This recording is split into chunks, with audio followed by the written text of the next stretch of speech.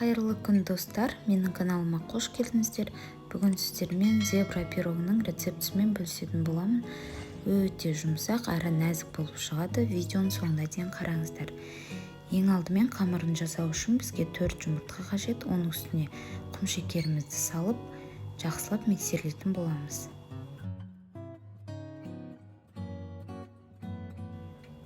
Жұмыртқамыз әппақ болып көпіргенше миксерлейміз. Оның үстіне қаймағымызды саламыз. Менде 20% магазиннің қаймағы. Оны да жақсылап миксерлейміз. Одан кейін ерітілген сары майымызды салып, оны да миксерлейтін боламыз. Електегі ұнымыздың үстіне бір ас қасық ас содасын салып араластырып, електен өткізіп отырып араластырамыз. Мен ұнымды 3 бөлікке бөліп, електен өткізу арқылы араластырып отырдым.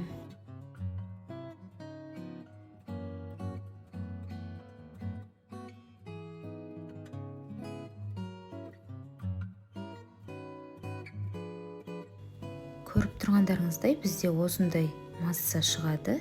Енді осы массаны екіге бөліп, қамырымызды бір жағына какао ұнтағын қосатын боламыз. Теңде екіге бөліп аламыз.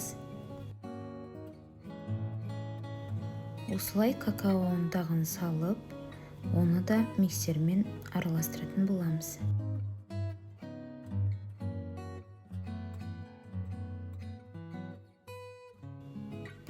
Менде форманың диаметрі 26 см.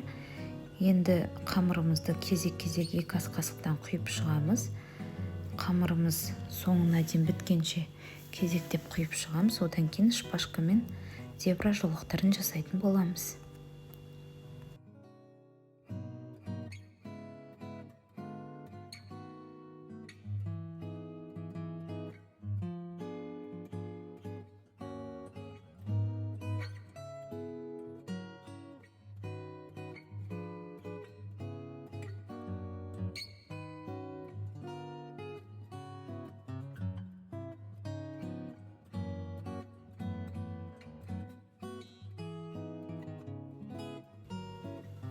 Қамырдың барлығын құйып болдым.